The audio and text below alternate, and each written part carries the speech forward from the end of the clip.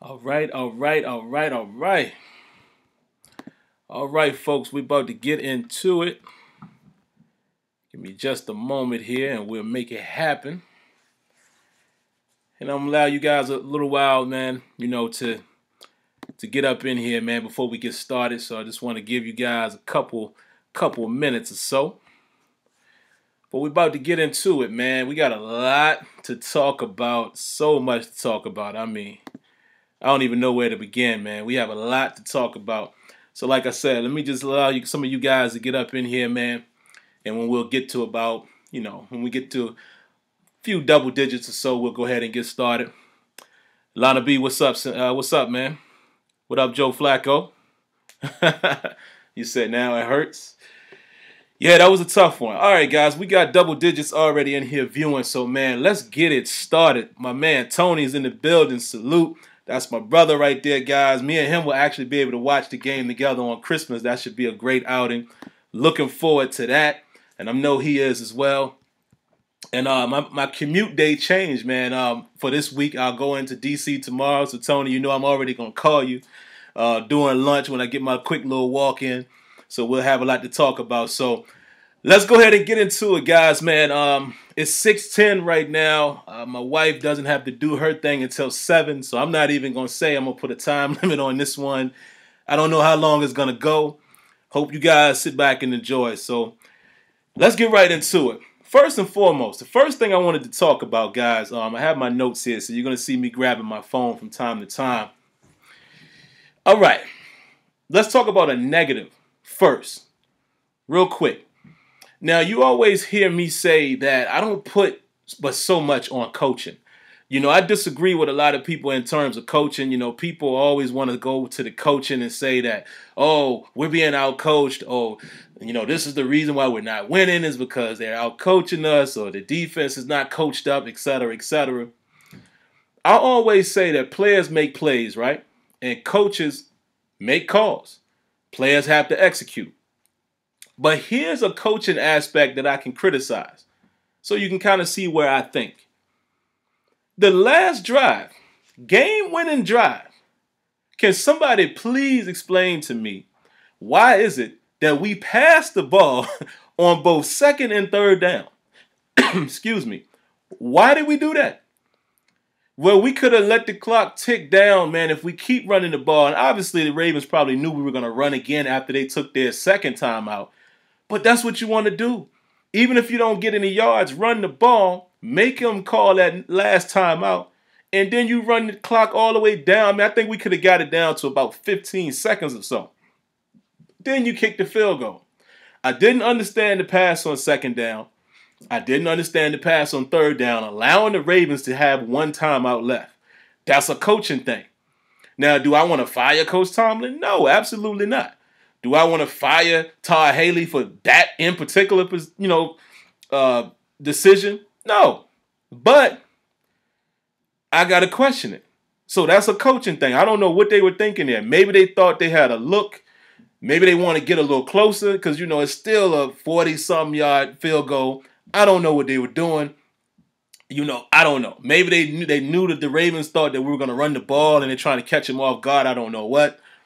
And that's cool. We could all consider all of those, but I just didn't agree with those calls, especially with the Ravens having Justin Tucker. Run that clock down as far as you can get it. Let Boswell kick the field goal and give them minimal time to drive down the field. That's just how I see it. Now let's get into the game. No particular order here, guys. Y'all know how I take my notes, but there's a lot to talk about in this game, and I'm just going to read you the notes as I took them. Rosie Nix opens up the game with a huge hit, which I think really set the tone. Love how he lifted the jersey up and showed he had the Shazier shirt on under that. Really set the tone of the game right there. The loss of Shazier, guys, was showing up early and often. Wow. Did I not tell y'all this, though? Remember in the pregame, what did I say? I told people that the defense would not be the same without Ryan Shazier. Now, granted, there's 11 guys on the field. I understand that. But we all know how this works, especially us guys who've played sports. It's a team game. It's 11 guys on the field, but if you take one link out of that, 11-man chain, so to speak, there could be some problems. And there were huge problems in that game. Guys weren't filling the gaps. Now, we all know that Ryan Shazier sometimes, overruns plays, or maybe he fills a gap and doesn't finish. Maybe he doesn't finish the play all the time. We know that. We've had a few criticisms on him about that. But he has so much speed that he covers up a lot of deficiencies on our defense. That sideline to sideline, and filling the hole when he's able to do so. Reducing the amount of, stretch plays and stretch runs and guys being able to bounce outside. Ryan Shazier brought all of that. And you saw the difference, not only in the Ravens game, but we saw the difference against Cincinnati when Shazier went down. How they were able to penetrate the middle. You know what I'm saying? Like, Tyler Metakevich couldn't fill in the way we would want him to speed-wise. He goes down. Then you got to bring in other guys. And then starting this game, you got to use 3 people basically to try to fill in and get the same kind of production that you would hope to get, with Shazier being out. Arthur Moats hasn't played inside linebacker in a long time. He got exposed. He got exposed in that game. He was on the ground quite often. Sean Spence, we signed him off the street even though he knows the defense. Come on, man. The man was on his couch a week ago. You know what I'm saying? So he might not be in football shape. And then, LJ Ford, which I think we need to utilize LJ Ford a little more. I don't know more than the coaches, obviously, but I think he gives a little more athleticism. Especially going into this Patriots game, we're going to have to maybe try that option, to help maybe with, match a little bit of speed. I don't know if we're going to be able to stop Gronkowski, but we're going to need somebody more athletic to help in some of these scenarios. And I think out of who we have left, once you get past Vince Williams, you're probably looking at LJ Fort being more of the, more of the athletic type of guy. Nobody can replace Ryan Shazier. But my God, man, it was so evident early in that game. I mean, I'm texting my cousin Floyd. Shout outs to Floyd. That's like my big brother right there, more than just a cousin. I know he's going to see this. I'm texting Tony. I'm texting my father-in-law, and I'm like, yo, the loss of Shazier is evident. However, the Steelers got off to a fast start. So we went up early, and we went up 14-0. I'm like, okay. Then again, it's the Ravens. So I was never confident that we were going to stomp the Ravens or anything like that. Come on, man. We got to respect their defense. The Ravens is a top 5 defense, probably higher than that. These guys are number 1 in turnovers and scoring. I knew it was going to be a tough outing. So when we did come out 14-0, I was like, interesting. But then, shout outs to the Ravens. Hats off to them. They make adjustments. They go back to what they do best. They went power football. And early and often, we saw the loss of Ryan Shazier. Whew! Got me a little scared, guys. I don't know what's going to happen here on out in terms of that middle linebacker, inside linebacker area. It's going to be tough, man. So we need to prepare ourselves for this. That's a weakness that other teams are going to be able to exploit. Now, what else do I have here? I said a nice mix of offense on the first drive. Really nice mix-up. It's exactly what I was asking for. We went no huddle.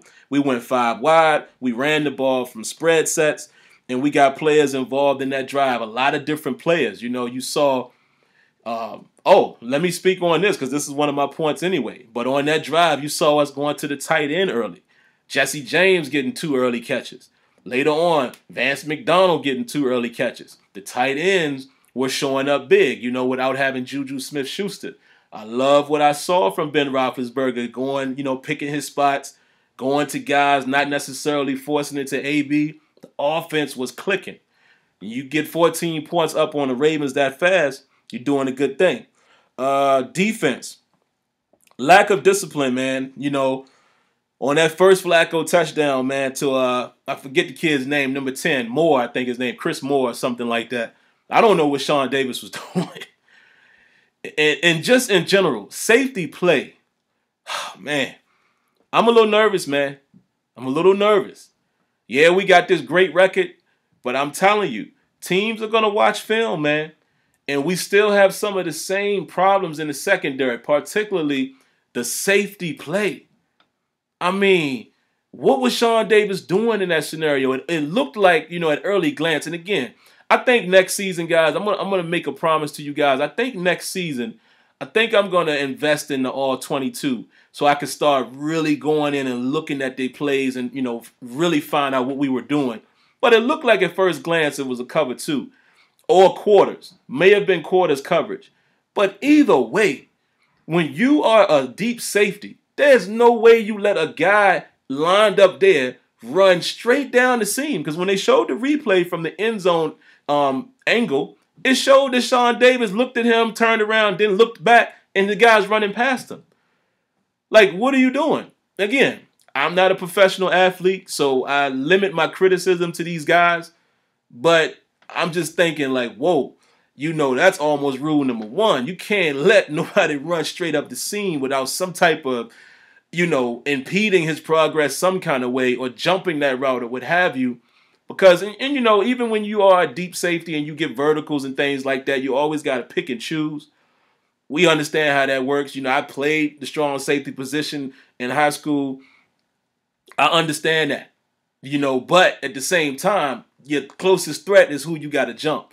And the kid Moore ran right at Sean Davis. I don't know what he was doing in that scenario, but it is what it is. Gave up that play. Now, as far as discipline, again, a lot of different things was happening, man. Sean Davis gets 2 personal fouls. What's that all about? Now, some people would say the second one was a little questionable, when he slammed Watson.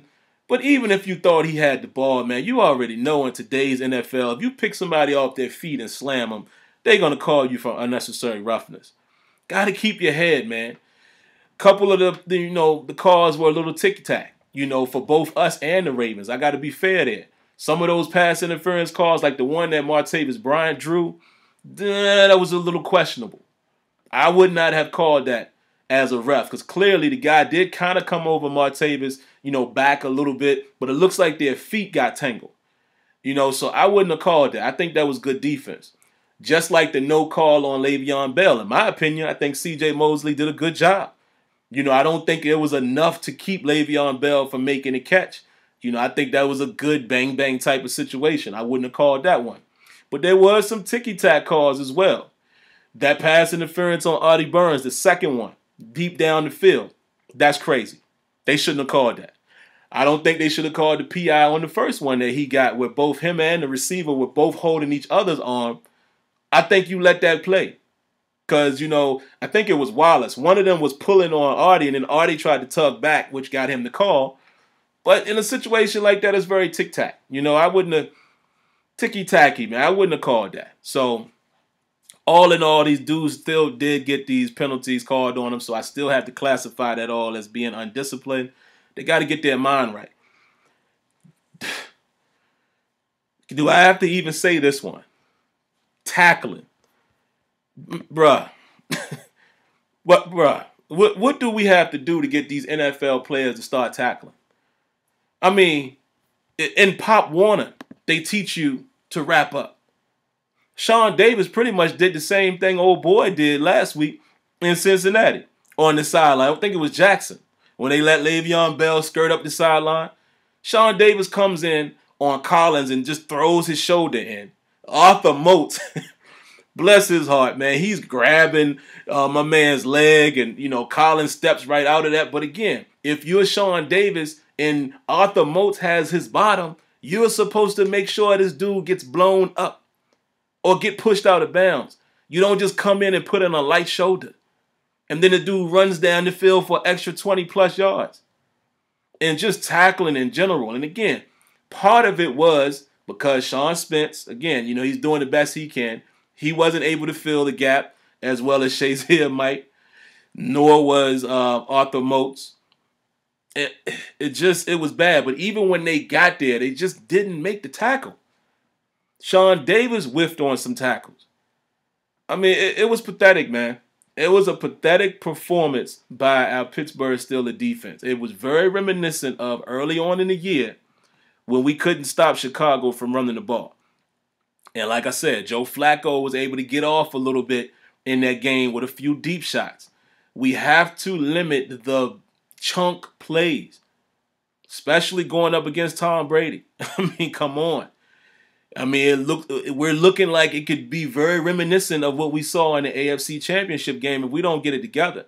And let's be fair, and I'm going to hold some of this back because I'm definitely going to do a pregame on Friday about this matchup. But let's be fair. Without Ron Shazier, man, and, I know Joe Hayden is back in practice. We'll see how he pans out this week. But without that somebody in the middle of the field that can match speed, we're going to have a problem against Gronkowski. I'm going to tell you that right now. And I know a lot of you guys probably watched the game last night the same way I did. But you have to use this rule of thumb. Divisional opponent.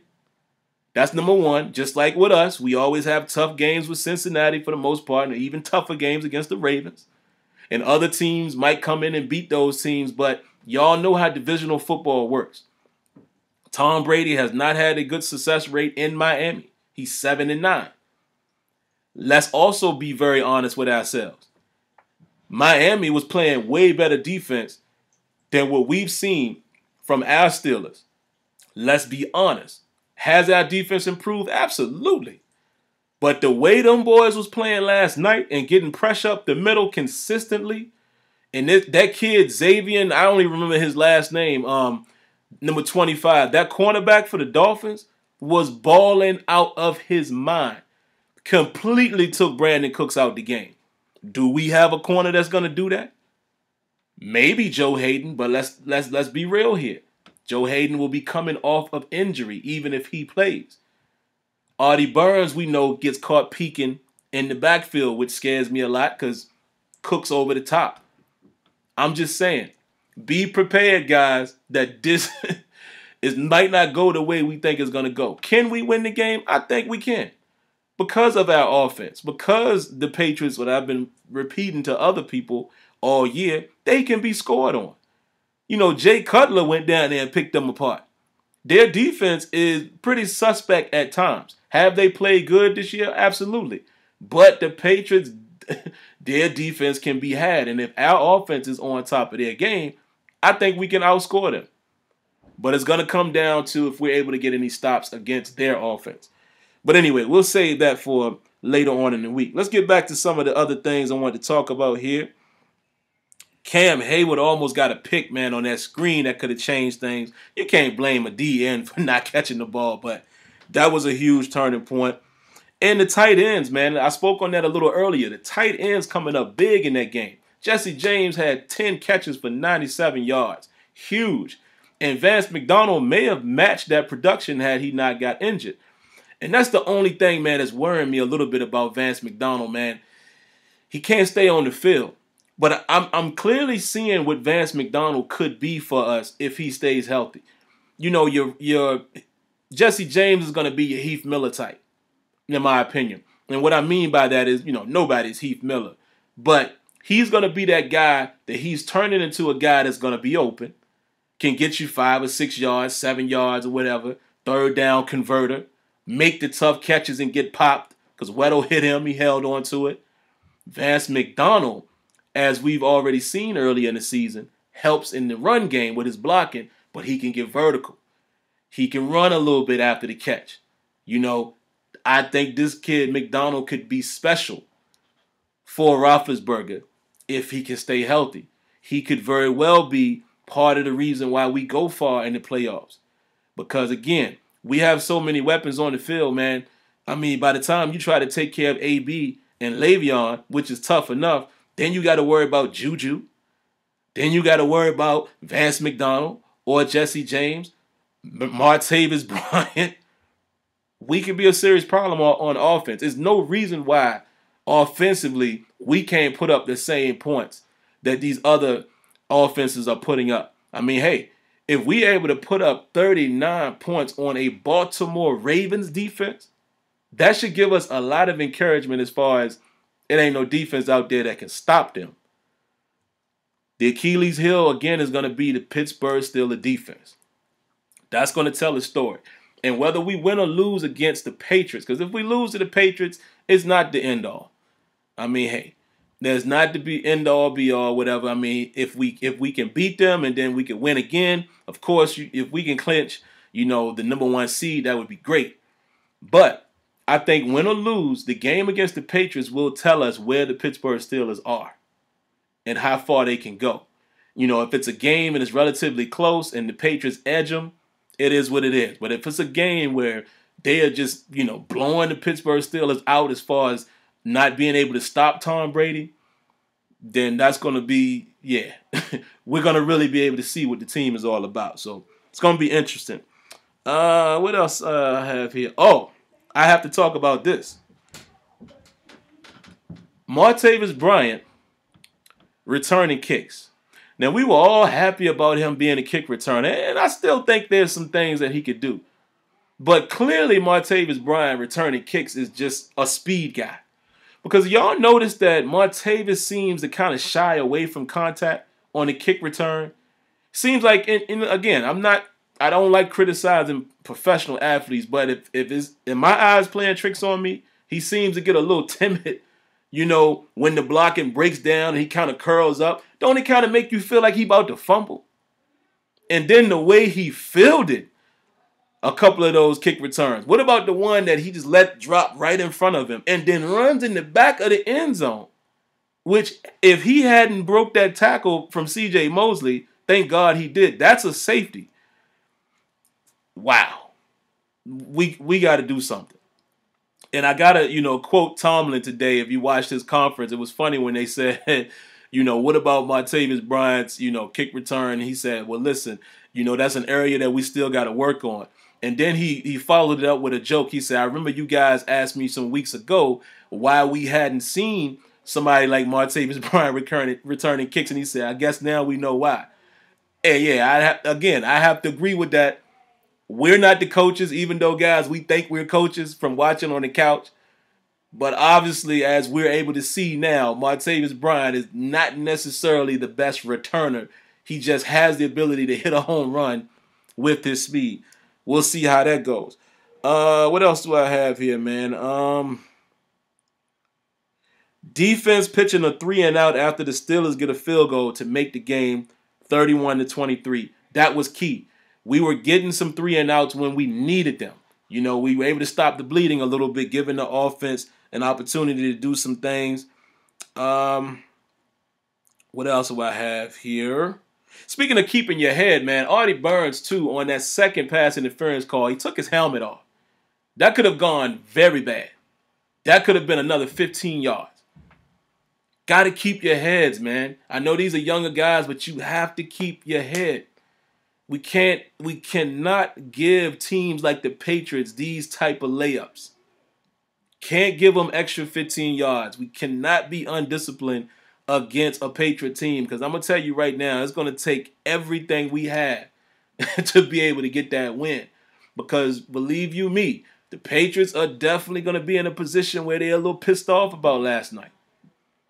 And, I mean, hey, their record not losing consecutive games, we just got to be ready. Point blank, period. And then, of course, we got to talk about, man, again, another huge 3-and-out with 2.5 minutes left in the game. Defense making key stops when they need to, and that's all I can ask for. We're not a lockdown, shutdown defense yet. We are improving slowly but surely. Clearly, we can see some of the draft needs. But all I ask for this defense this year, man, is make stops when necessary. If they can continue to do that, which is something we couldn't really do last year, if you just improve that a little bit, like they did in that game, make key stops when necessary, I think the Steelers can play with anybody. And, of course, I talk about Ben here delivering a huge drive. Let's just talk about Ben Roethlisberger real quick. Ben Roethlisberger. I'm going to have to apologize to Ben Roethlisberger, and I'm going to do it right here. I counted Ben out, man. Y'all have seen me say the last few weeks that he don't have it no more. I stand corrected. Ben Roethlisberger still has it. Why it has taken him so long to get into his groove, I don't know. Ben Roethlisberger still has it. Go all the way back to, say, the Tennessee game. And maybe even the Colts game, second half. And just look at the way Ben has been playing. Hasn't always put a whole game together, but in this game against the Ravens, Ben delivered, man. Ben is making throws I haven't seen him throw in a long time. That deep shot to Antonio Brown to set up the field goal. I mean, yeah, AB had Carr pretty beat, but Ben dropped it right in the breadbasket. A couple times he threw some nice deep shots to AB. Roethlisberger is balling right now. I stand corrected. Maybe it just took a little while for to get the rust off, but he's balling. He still has it. And he's starting to spread the ball around, which is key. And excuse guys if you hear background noise. My wife is upstairs on the phone also, so what am I going to do? But I love what I'm starting to see out of Ben Roethlisberger. But we'll see how it continues, man. And the last thing I got here. Wait. I can't forget this. I don't know if I like him throwing the ball 66 times. 66 times? 66 pass attempts. Now, he did throw for 506 yards, which is amazing to me. On that Ravens. You see what I'm saying, guys? If we're able to do that on the Ravens defense, with all due respect to them, there's no defense in the NFL that I feel like can stop the Steelers. At this point, I feel like the Steelers can stop themselves offensively. Of course, any NFL defense is going to have a series or two where they make you punt, et cetera, et cetera. But what I'm saying is, if you can put up that type of performance on the Baltimore Ravens defense of this year, you shouldn't have a problem being able to move the ball on any defense out there, even the Jaguars. If we have to see them again, and I respect their defense, but you understand what I'm saying? It shouldn't be a problem with the Steelers at least getting points. And again, Jay Cutler, and I know it's a divisional thing, and Jay Cutler hasn't really played the Patriots often in his career, but a divisional opponent, you can't always, go off of that. But look at how Jay Cutler was able to dictate the offense against them, the Patriots. We should be able to score on the Patriots without a question. But that ain't even my question. My question is, how are we going to defend, Tom Brady? That's what I want to know. The last thing I got here, guys, is TJ Watt comes up huge. And listen, here's another thing I got to consider about TJ Watt and Bud Dupree.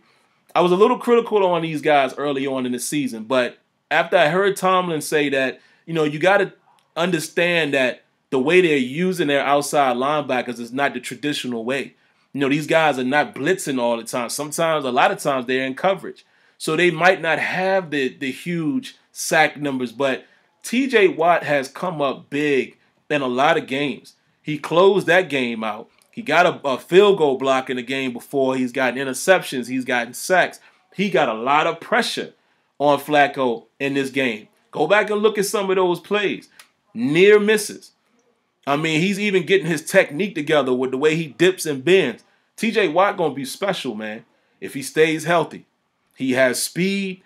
This guy is going to be special. I think that was a very nice pick. I'm going to do an early applause to the Steelers. TJ Watt might be a special one, man. And then, of course, we get Juju back this week. We already know what he's capable of doing. So I'm looking forward to that matchup, man. Let me see if there's anything else I have, and then I'll browse through some of you guys' comments. We'll spend maybe another 5 minutes and see what you guys are saying. Nice interception by Sean Davis. I did write that down, but Flacco basically just hand-delivered it to him. But that's the last thing I'll say before I see you guys' comments. Our safety play got to step up. And, there's a huge concern at corner. Again, if Flacco doesn't, if Hayden doesn't play, Cody Sensabaugh to me is just not the answer. And then you're going to be in a position where you got to play Cam Sutton as talented as people think he can be. He's a rookie. You're going to put that out there against Tom Brady. We got some troubles, guys, that we really need to think about. Let's be very, very honest here. Losing Shazier could change everything in this year's run. I'm just being honest. It could change everything. We got to be prepared for that. All right? Now, before we get into some of your comments, let's all, say your prayer, man, for Ryan Shazier. Looks like he's starting to progress. And they're keeping a lid on it as far as, what's really going on. And I respect that.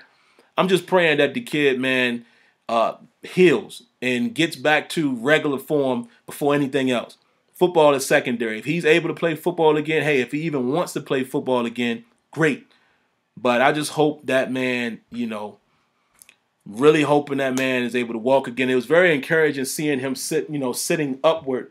So hopefully things are progressing, man. So there you have it. All right, man, let me take a look at some of you guys' comments here. I won't be able to get to all of them, guys. I'll just breeze through. Adam Worthy says, what do you think about our chances against New England? I'm going to save that for the pregame on Friday. But listen, I think we can beat them. But I don't know if we're going to beat them. You understand what I'm saying? Because I'm relying on the offense. So it's really going to come down to if we can keep pace with them scoring, because they're going to put up points. Our defense is in influx right now. We just got to face it. But I think the Steelers could beat them. This Steelers team, this offense, the way they've played the last few weeks, I think they have a chance. But we'll talk about that more on Friday. Yeah, I saw the press conference. Bill Belichick is crazy, man. Bill Belichick just gets a pass for whatever reason. But I've heard, that he's been that way, even when he was with Cleveland. That dude just, it's funny how nobody really has a problem with how he treats the media. But it is what it is. I ain't beefing with him. I'm just saying people be asking legitimate questions. And it was funny, though, when they was like, you think your guys are looking ahead to Pittsburgh? And he was like, I feel him on that one. I'm one of the main people that argue this point all the time, even with my father-in-law. Shout outs to him.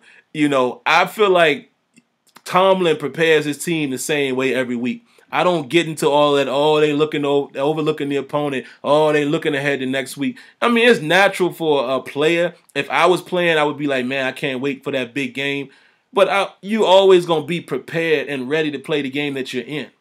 So I don't buy into all of that. So I agree with Belichick on that front, but he still just, he has a real jerkish approach, man, to his press conferences. Ravens say we got lucky. Karma is called karma. I mean, it is what it is. Lucky or not, I mean, the Ravens, they couldn't stop the Steelers offense, just like we couldn't stop their offense. And the Steelers were able to drive down the field and kick a winning field goal. It is what it is. Let's see what else you guys got here. Darius Carter says, completely agree about the last drive, but Big Ben was on fire and the Ravens was going to sell out the run. But yeah, we should have. Absolutely, Darius. I agree with you 100%. That's why I'm not going to be too critical, again, on the coaches. They know how the game is flowing. And like you said, the Ravens clearly was going to sell out for the run. Because listen, John Harbaugh and them knew also they're going to try to run, tick the clock down. Maybe you take a shot, catch them slipping. Maybe you score a touchdown. But again, like I said, if I wanted to criticize what the coaches did, that would have been the area like, I wouldn't have done that. So doesn't mean they're bad coaches, but that's a coaching thing versus the other stuff people try to put on coaches. Let me see what else. Adam Owens says, I'm worried about Miami putting a beat down on the Pats. Going to make them play 2 times. Yeah, you're right. Them losing could be a gift or a curse for the Steelers. You're very true about that, my man. Let me see what else.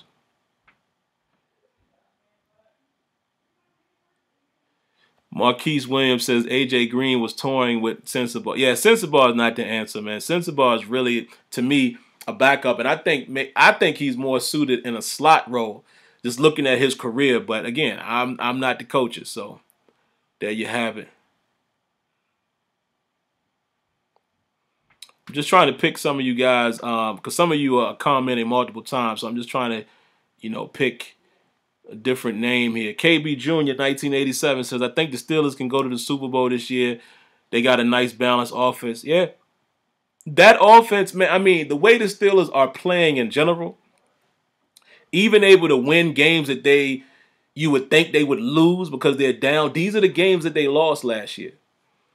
They got a shot, man, at the Super Bowl. They really do, but it's just going to come down to what the defense can do for us. That's really what it comes down to. Paul MCC, I'm not sure why you put rest in peace, Shazier, get better soon. The man hasn't passed away. Don't put that in the air. Just say get better soon. Let's see what else. Verducci man says I was also guilty of doubting Big Ben. Yeah, man. Yeah, I gotta apologize, man. You know, I'm sorry, Ben. I'm very sorry. I was really doubting him. Jesse Williams says my heart dropped when Le'Veon Bell's knee. Oh my God, that hit to the knee and the way it buckled. I felt like it was deja vu, man. You know, when he got hurt against Cincinnati and, you know, just thinking that we wouldn't be able to have him at full strength again playing the Patriots, I was just like, come on, man. This can't be life, but it looks like he's okay, so we'll see what's going on. Patriots 51, Steelers 20. Hey, listen, any real football fan, I couldn't deny that. You know, I seriously hope that doesn't happen. But listen, man, and like I said, I'm going to save some of this until Friday, you know, because otherwise I wouldn't have a show to do Friday. But it's interesting. And you know what, Michael Toy, I'm going to go ahead and put you on the timeout. You know, I don't appreciate the language that you're using, my brother.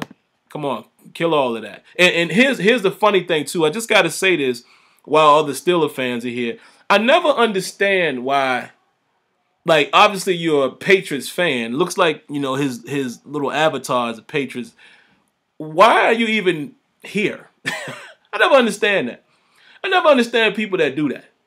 Like, you'll never see me on a video relative to the Patriots or the Ravens or the Redskins or the Rams. Why? You know, obviously this is a Steelers show. Yeah, I don't get the psyche of people that do that. But whatever. To each his own. But just watch your language, man. I don't like that type of language here in the comments. All right, and the last thing here is I'll say, and then I'll be out. Lana B says, it's crazy, but the defense was balling in the beginning of the season. Defense is down a little, offense picked up in the second half. Yeah, man, it's because listen, injuries. It's just plain and simple. When you lose guys, you're not the same. I mean, even the Patriots are dealing with it. You know, the Patriots are dealing with a ton of injuries. And even in that game last night. So you can't look at, you know, the way a team plays somebody else and think you're going to be successful. That's just not always the case. You know, but yeah, you know, as far as our defense, injuries have hurt us. I mean, when Joe Hayden went down, we got exposed again on one side of the defense. And now without Ryan Shazier, I mean, come on, man, it was evident. Oh, and yeah, definitely, Tony, man, I got to shout out Rosie Nix and Chris Hubbard, like Tony was telling me, unsung heroes. Chris Hubbard played his butt off. Remember, guys, he was going up against T-Sizzle the majority of the night. Shouts out to him. Yeah, you know, he had times when he was going up against T-Sizzle, and then other times it was Villanueva. But yeah, you got to shout out guys like Chris Hubbard in the backup role, filling in, you know, for Marcus Gilbert. You got to applaud that. You know, the guy played very, very well. And then also, somebody else came in and said, I'm here too. I don't know. But listen, to each his own. I'm just saying, I never understand that type of mentality. When people, like, they don't root for something or don't like something, but they go, like even on YouTube, you know, with me doing gaming stuff, it's so many people who come here just to say, I hate you. And I'm like, okay. I just don't get that psyche. If you are a Patriots fan or anybody else, why are you watching and joining in a terrible Town Tuesday? I don't know. But anyway, guys, that's going to do it, man. This was a great show. I knew it was going to go very, very long. That's why I tried to start as close to 6 o'clock as I could. And there you have it.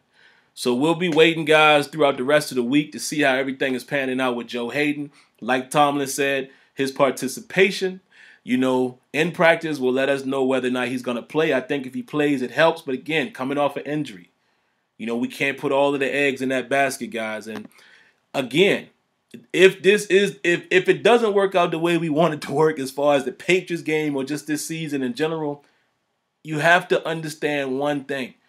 We are not the same team defensively without Ryan Shazier. Because think about it. We have been ran on when Shazier was there. So if you lose that component and you lose that speed from sideline to sideline, teams are going to scheme around that. And then if the safety play doesn't pick up, we're going to be in some trouble. So, we just got to temper our expectations. Can the Steelers go all the way? I think they can, but it's going to really come down to disciplined football. And we'll see how it goes. So that's going to do it, guys. I enjoyed you guys. I hope you guys enjoyed the show. Don't forget, man, if you haven't already, make sure you subscribe to the channel. Cut those notifications on so you're aware of the brand new videos. And I promise, man, it will never hurt you to hit that like button. All right, that's going to do it for now. And I'm going to promise you guys, I'm going to bring a pregame in regards to keys to victory against the New England Patriots. You can look for that on Friday. I think I have a format now down to where I could get it done on Friday during the day. So there you have it. Until then, man, I hope you guys enjoyed. We'll see you on Friday. And hey, here we go, Steelers, 11-2, man. When's the last time we've been able to say that? It feels good. So there you go, guys. I'll see you on Friday. Y'all be good. Have a great rest of the week. And we'll see you soon. Peace.